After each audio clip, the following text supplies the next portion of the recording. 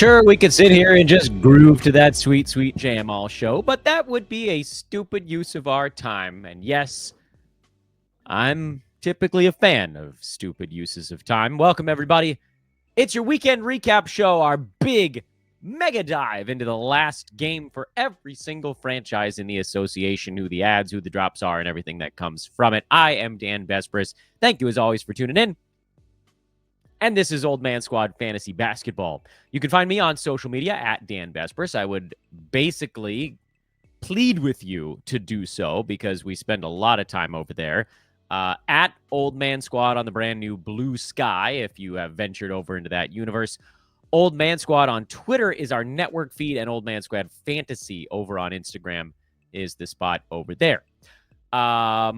Please hit that like button. If you like what you end up seeing during the show, you can subscribe. You could also do it now. And, of course, the 5-star on Apple and Spotify is a big deal. I think we're at 299 on Spotify already, which is super rad. You guys are the best. And, of course, in the show description, you can find a link to our free Discord, which is going to feature all of our shows here at Old Man Squad, and the free Google Sheet that has all the stuff that we've been talking about over the last month or so. BetOnline is the world's most trusted betting platform and your number one source for online betting. From the earliest odds to in-game live betting, BetOnline provides you with all the action and the ability to watch the games as they happen, with the largest selection of odds on everything from football to NBA to college basketball to NHL to UFC and MMA. Head to BetOnline today to get in on the action with America's most trusted site for online wagering. BetOnline, the game starts here. No screwing around, because, and I don't say this to elicit anybody's pity or anything like that, my younger son has a minor surgical procedure scheduled for first thing Monday morning. So, as you can see on your screen, this show is being recorded at about 7:30 p.m. Pacific time on Sunday night. I will pretty much not be available on social media on Monday. We will not have a second show on Monday, which is something we've been doing pretty much since the preseason ramp-up happened. But I'll try to make that up to you guys at some point later in the week. Okie dokie. Phoenix lost at Minnesota. Now, admittedly, they're a bit hamstrung right now with just Devin Booker, who put up 44. And, of course, we know D-Book always goes big when the rest of his teammates are down. He's ranked, like, end of the second round, early third, which is fine. You probably drafted him around 20. And he's been durable so far, so he's pretty much right around where you wanted him. Tyus Jones was a guy that had to be held, although, again, Phoenix has a rough schedule this week. Mason Plumlee and Yusuf Nurkic played together. Nurk managed to last 13 minutes. Plumlee fouled out in 29 minutes. It was a super weird lineup with Royce O'Neal coming off the bench. That didn't really work. I think you can still hang on to Royce. I think they were trying to go kind of like Twin Towers mode against a pretty big Minnesota team, but I don't know that was kind of like galaxy brain stuff.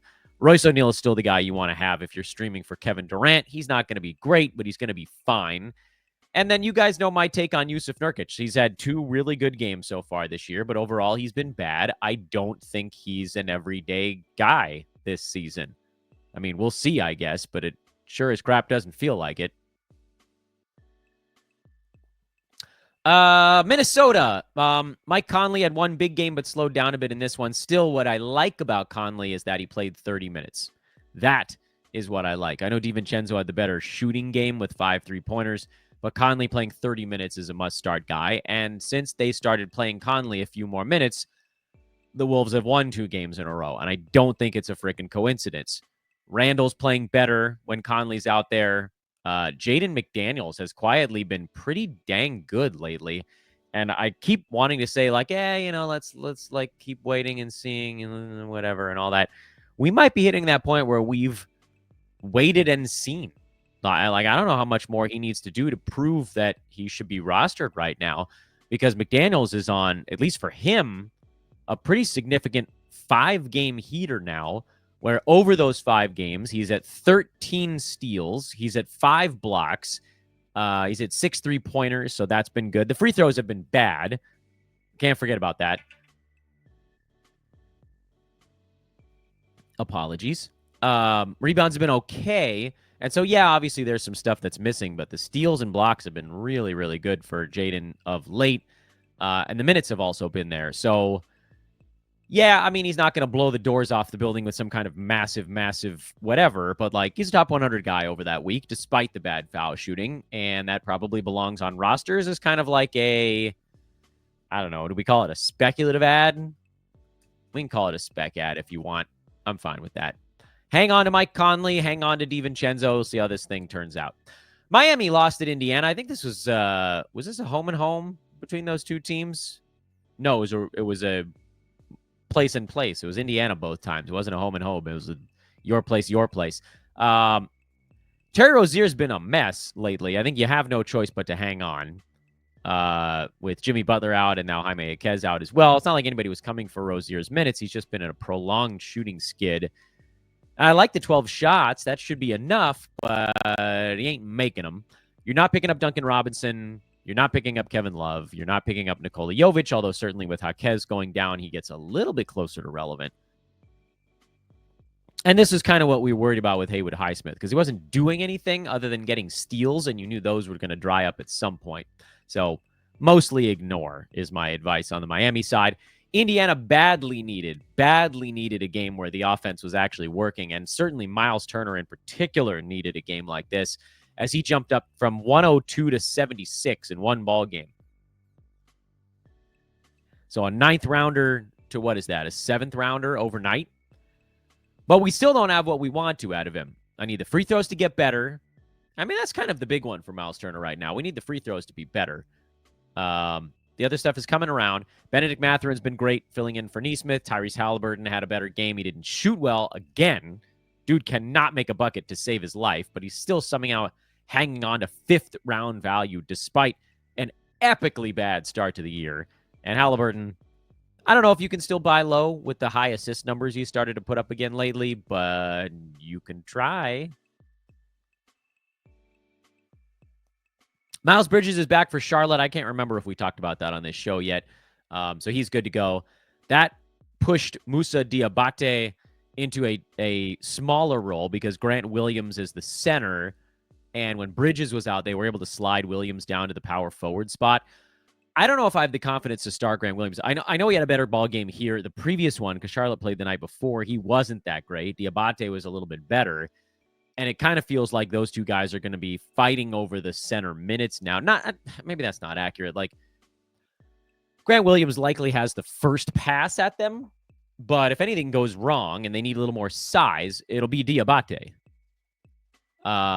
Which, you can leave Williams in there as kind of your streaming replacement for Mark Williams and Nick Richards, but it does cap any chance of him having massive games, at least a few of them in a row. Otherwise, keep an eye on Josh Green. We knew that they were bringing him along kind of slowly to this point, and we're starting now to see the minutes trending up. He was at 18, then 22, 23, 21. His last 4 games have been 27, 29, 29, 29, and 2 of them were disaster games, but the last 2 have actually been a little bit better. I don't think you need to add him in almost any format yet, but we're not that far away from being addable. Let's just see how the next game or two goes, because if it sticks in that 29-minute range, he might sneak his way towards some fantasy value, but not yet. Cavaliers, they rested Donovan Mitchell in this game. Ty Jerome had 24 and 8 off the bench, but a lot of that was because the opponent doesn't know how to play defense. Something to keep in the back of your mind should this situation ever arise again. I'm probably not going to do anything about it. Also, I warned you guys that Karis LeVert was about to fall off a cliff. He's still shooting 53%, but everything else has begun to drop, and he's down to number 89, and it's going to keep going.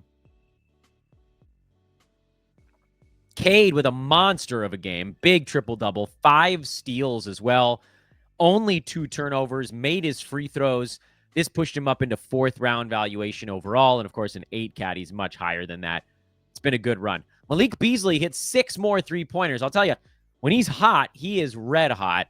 Just be aware. I mean, you guys know. You've been following me long enough to know that he's a prototypical stream while hot guy who probably honestly belongs on that board. He's a fill-in guy with Tim Hardaway Jr. out. He has 18 3-pointers over his last 3 games. He has 23 over his last 4. And he's just going to keep bombing away. But at some point, he's going to start shooting 20%. And then it's going to get ugly, and it's going to get ugly fast because he doesn't do anything besides hit 3-pointers. And you just can't be that one-dimensional and also expect to stay on rosters long-term. He's a perfectly fine injury replacement, but just know it's going to come apart. Jaden Ivey, he's a head-to-head guy. I know he had a good ball game here, but you guys have seen this sort of trade-off. Tobias Harris, quieter. 11 shots, I suppose, were fine.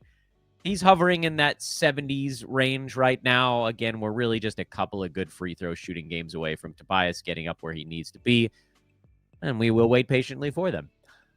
Bilal Coulibaly got injured partway through this game. It was unclear. Initially, they thought maybe it was his knee. Then I don't know what they finally came up with on that one. Hold until we find out what's going on there. Malcolm Brogdon came back and played 22 minutes. That's going to be a pain in the butt for Bub Carrington, who you can hang on to right now if you like. But I have a bad feeling that this is going to slice into his consistent minutes, and then we're going to pay the price. Hold on to Alex Sarr. I know this game was bad, but his previous game was a world-beating effort. And the Wizards just got smoked. So don't read too much into it, but be aware that Bilal got hurt and Brogdon came back. And by the way, you're not picking up Malcolm Brogdon. That's like the easiest decision ever. Denver, for the second time in a row without Nikola Jokic, isn't very good. They've got another game in Memphis on Tuesday. They have one game over 4 days to start this week. I thought we'd get Jokic back for this one, but I was wrong. Dario Saric got another fill-in start and was pretty good, actually. 10-10 with a couple steals and 2 3-pointers. Julian Strother woke up for probably about the second time this year, but you're not doing anything with that. Peyton Watson and Christian Brown remain startable. Not as good, obviously, in this one with no Jokic, and that's the fear with Denver. Without Jokic, can they get half-decent looks on offense? And the answer in this game was nope. On the Memphis side, the story of the game is Zach Edey turning an ankle. We don't know how long he's going to be out. Hopefully, it's short-term. If it's anything other than short-term, you might give a look at Brandon Clark, who played 22 minutes here, or they may opt to just run JJJ at center more often. They'll give Jay Huff the backup. I don't think you have to do anything with the Edey news right out of the chute.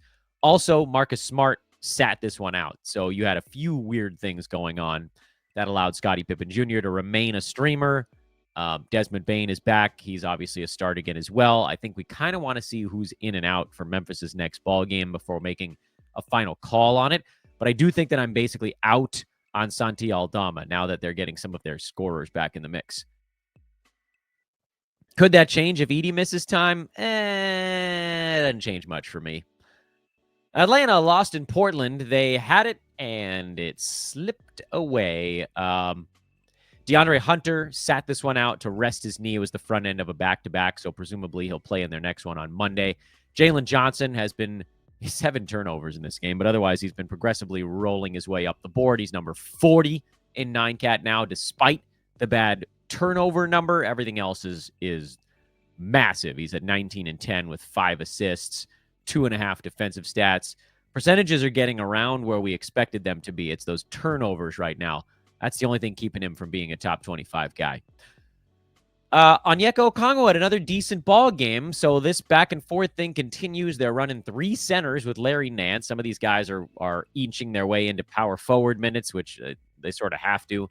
Some of that is because the guys that are out. Bogdan Bogdanovic is practicing with their G League team, so he should be back in the not-too-distant future. There's a lot of weirdness going on with Atlanta, but it's impossible not to notice that Okongwu's been better. The last 3 ball games, he's been substantially better, 15-6, and then 2 double-doubles with 4 defensive stats in each of the last 2 games, and pretty good minutes to boot. I'm wondering, and I don't know if it's the personnel that's out or the personnel that's in, but right now, he looks like he's in a good spot when they're running this 3-center lineup. Kind of a, not 3-center lineup, that's not fair, but rotation. And I know Nance only played 11 minutes, but something kind of woke him up a little bit here. So I'm going to go ahead and say, if you dropped Okongwu, probably pick him back up. That's fair. He's probably rostered still in a lot of spots, places that didn't give up on him too fast. But anyway, Dyson Daniels did not get 6 steals. And, that's not going to last forever. I still think you should have DeAndre Hunter. If you're in a games cap format, it's kind of a no-brainer to me to have DeAndre Hunter. Unlimited games, head-to-head, a little bit of a tougher call. And then you want to make sure that Bogdanovic didn't get dropped in your league either. For Portland, they were still down Anthony Simons and DeAndre Ayton. So Donovan Clingan got the start. 21 minutes, 45 seconds for him there. He had a pretty good line. I still prefer Time Lord because we know for a fact that in 20 minutes per game, he can be a monster. And in anything over that is just fat gravy. And that's what it was here. 25 minutes. Robert Williams was spectacular. 6 of 6 from the field, 2 of 2 at the foul line, 14 and 8 with a steal and a block. Denny Avdia was a little bit better. I don't care. Jeremy Grant's been a sell guy since that very hot start to the season. Delano Banton had 23 in this game. I don't care. Shaedon Sharpe had 32, and I've been calling him a punt field goal guy, but maybe I should be calling it a punt free throw. Excuse me. He had an amazing game scoring and was huge for the Blazers, but his free throw number was god-awful. And so I still think, maybe I should call him like the Jaden Ivey type, more of a head-to-head player than a roto guy. However you want to classify it, it was a good game. But I want Time Lord on my team while we figure out what the hell's going on with DeAndre Ayton. And then, we'll see what happens after that. I don't think there'll be value for all three centers once Ayton's back, but maybe somebody gets shifted. We'll see. Brooklyn, things have settled in a little bit here. We talked about with Nick Claxton out, Dorian Finney-Smith is the ad. He's a quiet producer. Dennis Schroeder has, to no one's surprise, hit the wall. He's fallen hard after a crazy hot start. Cam Johnson, on the other hand, not skipping a beat these days. He's been great. He's number 50. And he's not even getting any steals yet. That could still get better. Cam Thomas, also to no one's surprise, got off to that quick start, and then he's fallen a bit. He had that 40 burger to push himself back up a tad, but kind of hovering in the 80 to 90 range. You are not picking up Jalen Wilson. Someone was asking me about Noah Clowney. I was like, dude, Claxton's missed games already, and he didn't do anything then, so why would he do something now? And he didn't. For the Knicks, you basically start the starters. Man, I told y'all that Jalen Brunson was going way too early. He's number 94. I don't think this is going to stick, but 20s was bat bleep crazy on him with all these other guys coming to take shots. OG Anunoby, bit of a sell high. Bridges, I called a buy low last week, and he's had a nice ball game here. Josh Hart played 46 minutes. This is crazy. I know you got to win, Tibbs, but holy crap. Someone's going to die on this team. You can't do this for an entire year. They did it for like the last 2 months last season and somehow got away with it. Knicks got to sign somebody. Anyone. A zombie. A corpse. Just marionette. Something. Houston blew out Chicago, and I'm sad about it because finally they had a good offensive game, and nobody got to play in the fourth quarter. But Freddie VanVleet, 28, 7 and 7, 3 threes, and 2 steals. The guys that have been crushing me about Freddie VanVleet are not going to want to hear this, but after this god-awful start to the year, he's inside the top 50. He's literally one good game away from being a third-rounder after all of this. That, my friends, is the beauty of Frederick. Alperen Şengün, nice, kind of a quiet triple-double, if you can have that. Amen Thompson, great ball game. Tari Eason finally had a bad one, but you're going to hang on there. Jabari Smith Jr. had a good one prior to this one, so he bought himself a little bit of time on rosters. But look, here's the thing. If your team plays 3 quarters of a game, you got to be one of the guys to get yours in those 3 quarters, or it's going to be kind of ugly. As it was for the Chicago Bulls, it's rough to be a team that gets blown out and no one gets to play in the fourth. Throw this box score, crumple it up, and flip it out the window. Luka Doncic missed his first game of the year. There will be more, and I was apparently, despite my very low valuation on Klay Thompson, apparently I was still too high, even though I was like, I don't want anything to do with Klay Thompson unless I'm plug-and playing him on games when Luka or Kyrie doesn't play. Guess what? He wasn't even good in that one. Klay is old, man.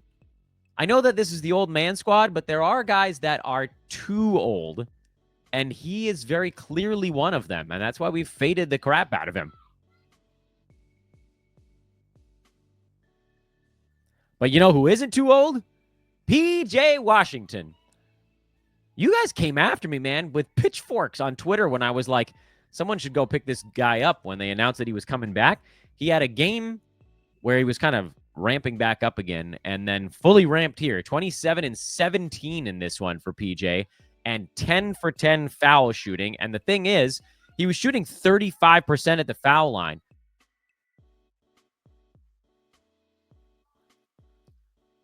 Well, with one 10 for 10 day, he's up to 72%, and his rank jumped from outside the top 100 to number 65. This is why you wait on percentages to level off. I'm pro PJ. You guys know that. I've been saying it since the preseason. It's not going to be this good most of the time, but this is the one making up for some of the bad ones. It's leveled off, and right now he's a 6th rounder on the year. 6th. Derek Lively got the start and was fine. Daniel Gafford had a double-double, but missed all of his free throws, and that sort of sagged his numbers. You're going to hang on to both of those guys for now. For OKC, we're still waiting to find out if anybody's going to pick up the pieces for Chet Holmgren, and the answer remains no. So Shea, Jalen Williams, and Lou Dort, and that's it. We'll keep going. That last game is still in progress. Clippers are blowing out the Jazz as we speak, and still no Walker Kessler, so John Collins is a go. Colin Sexton is doing, in my opinion, just enough to hang on to a roster spot for me, but I don't know why they're not letting Lauri Markkanen do a lot of offense. That's weird. I still think he's a buy low, but it is odd. And then over on the Clippers side, I had, again, it's pitchforks, man. Like at halftime, Kris Dunn had 3 points and like an assist and a steal. And everybody was like, what do we do with him? I'm like, well, I mean, we could wait until the game is over at least. And I don't think he's going to have a big ball game here because odds are he's probably done playing now because the Clippers are up 20 with 15 minutes to go in the game. But 8 points, 3 assists, 3 steals, 2 3-pointers on good shooting, believe it or not, is a positive impact fantasy game. And right now the Clippers have 4 guys that are positive impact fantasy guys. Harden, Powell, Zubats, and Dunn. That's all I was asking for so long was anything to change for the Clippers, and I remain in the Kris Dunn camp. I'm still pro Dunn. Pro PJ, pro Dunn. A PJ I was telling you guys to buy low on earlier in the year, and I'm sure you were like, how do I buy low on a guy who was drafted at like 120? I don't know, but do it. Let's go back to Saturday. Milwaukee played Charlotte. We already talked about Charlotte. Milwaukee we haven't talked about. Taurean Prince had another good ball game, and I can't bring myself to do it. He's been filler level overall this year, and with Dame and Rollins and Portis and Middleton all out, he's probably startable, but I still don't want to do it. Delon Wright is startable with all 4 of those guys out. Andre Jackson is probably startable with all of those guys out, although, I don't know that I trust him quite the same way, because at least we know with Delon Wright, you're going to get defensive stats, and you're going to get some assists. And with Prince, you're going to get some 3-pointers. But Milwaukee's in a weird way right now. Blow it up. That's what I say. Toronto got 35 from Jakob Poeltl. I would have put better odds on Poeltl having an 8 defensive stat game than a 35-point night. He's a 4th rounder right now. Pretty remarkable stuff. And he'll obviously come down as Quickly comes back and Barnes comes back and Olynyk comes back and Bruce Brown comes back because other guys are going to have to play. And in this one, it was an overtime game. Poeltl played 37 minutes, and Abaji played 39, and Barrett played 42, and Grady Dick played 37. These are not numbers that we're going to see when the teams get healthy. These are not shot attempts you're going to see as the team gets healthy. So enjoy it while you can. By the way, I love Jakob Poeltl. I was very pro Poeltl to start the year, but I didn't think he was going to be this good, and I still don't. So, again, we got to hold 2 thoughts in our minds. Poeltl's great right now, but he's going to do less as the season goes. Davion Mitchell is your fill-in for Quickly. Abaji is your fill-in for all Waves hands. RJ Barrett had a triple-double, and somehow it wasn't a good game for 9-Cat because 37% high-volume shooting, 4 for 9 free throws. I mean, it was fine. It wasn't an awful game, but how do you screw up an awesome triple-double in fantasy? That's how. And then Grady Dick, the shine's come off a little bit. The dick shines come off. Yikes. It's fine. Keep streaming him with everybody out. He'll be fine. And Abaji, you can stream him as well. It's all fine. It's all fine. Al Horford, man, he really is like a fantasy vintage wine. He's number 77 in 9Cat right now. How? Nobody really knows, but we see it. No Drew Holiday in this game. And oddly, Nimi Asqueta was the big winner with Holiday out. I would not have put my money on that, but luckily I didn't put any money on that. I'm not going to pick up Keita. I'm hoping Holiday's back soon. Also, Peyton Pritchard, a rare off game, but I don't think it's going to be the last. Because he's just been on this furious scoring binge to start the year.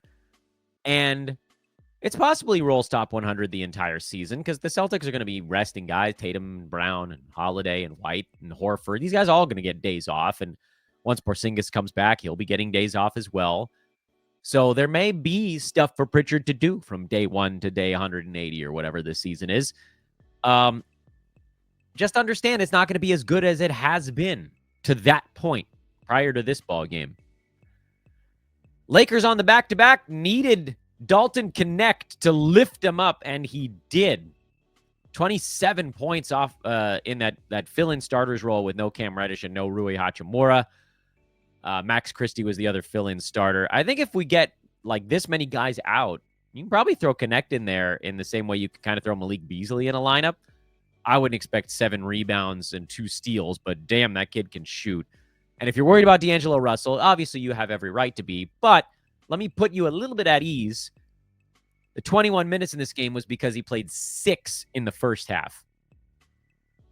Picked up 3 quick fouls and then didn't pick up any in the entire second half, which, by the way, and I don't know, like, sports are non-linear in that way, but kind of feels like maybe he could have just been left out there in that first half. If he was going to play the next 14 and a half minutes without picking up another foul, couldn't you have just basically played him his normal minutes? Whatever. I guess it worked. As it goes, the D'Lo, Connect, Austin Reeves grouping actually worked in this ball game. Some of it's because they played a G League team, but the Lakers, you could see, were gassed. LeBron has, despite the triple doubles, LeBron has looked about as human as he's ever looked over the last week because his turnovers and his free throw shooting has gone right down the tubes, while the other stuff has been pretty good. He did hit a couple of dagger threes, though.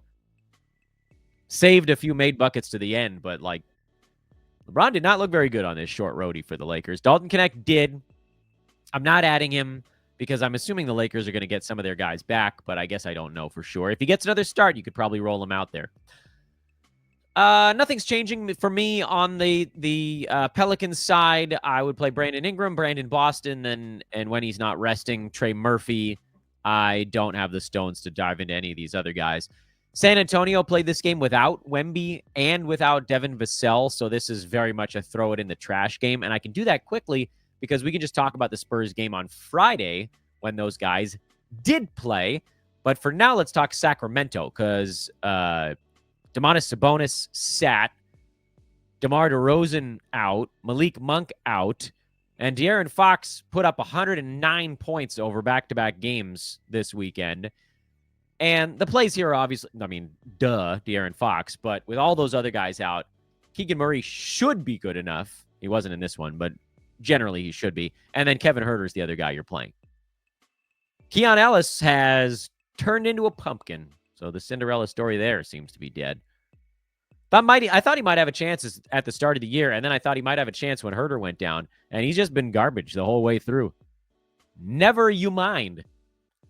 Let's go back to Friday. I was going to just cover 3 teams on Friday, but we'll go ahead and we'll add the San Antonio Spurs into the mix because their other game was not really worth exploring. Golden State was a team that did not play over the weekend. We can go to their Friday game, which was right here. Who the hell did they play? This Memphis game was weird. It was over early, and then Memphis made it close late. But you can see Steph Curry only played 26 minutes. Draymond got ejected from the bench at the end of the ball game. Brandon Podziemski had a better one in 28 minutes. Buddy Hield is playing 30. Here's what you got to do. Forget about looking at this whole thing. There's too many names here. Steph, Draymond, obviously those guys are starts. I think you can stream the Andrew Wiggins roster slot. I feel pretty committed to that final call there.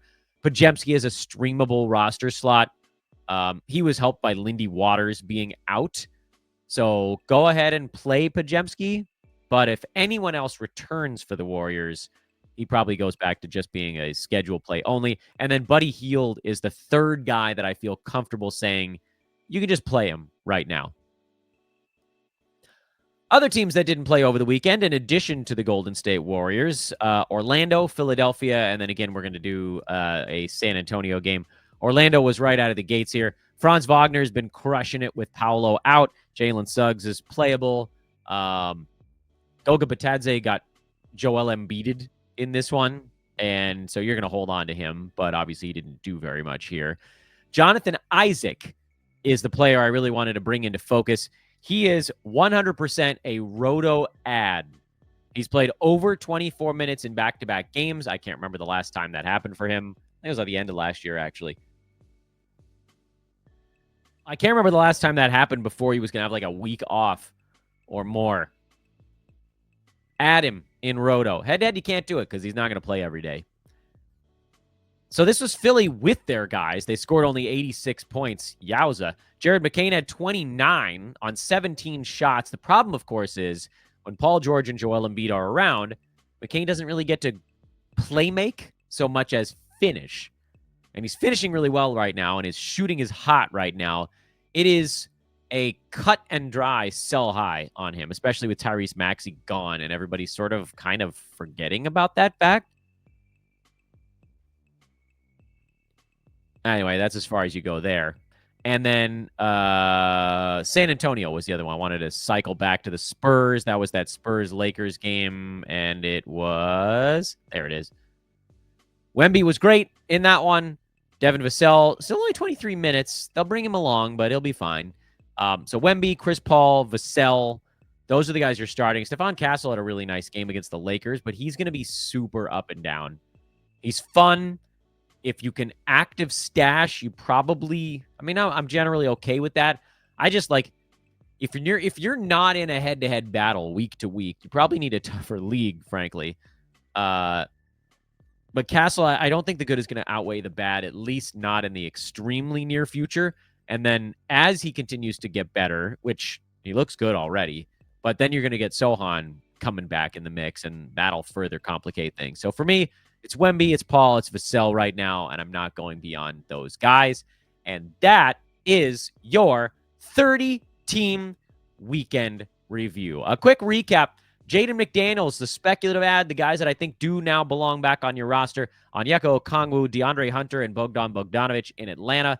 I think you should be adding Kris Dunn and PJ Washington if he got dropped, but you guys know I've been in on PJ since the outset.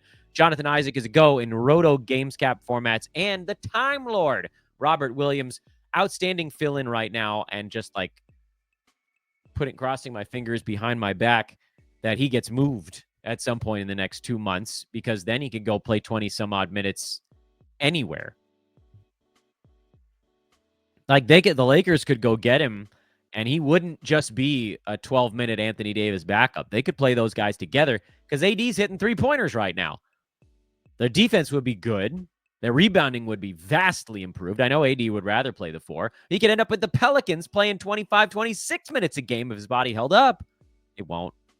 We got to be honest with ourselves. But still, what you get before any kind of injury would be insane.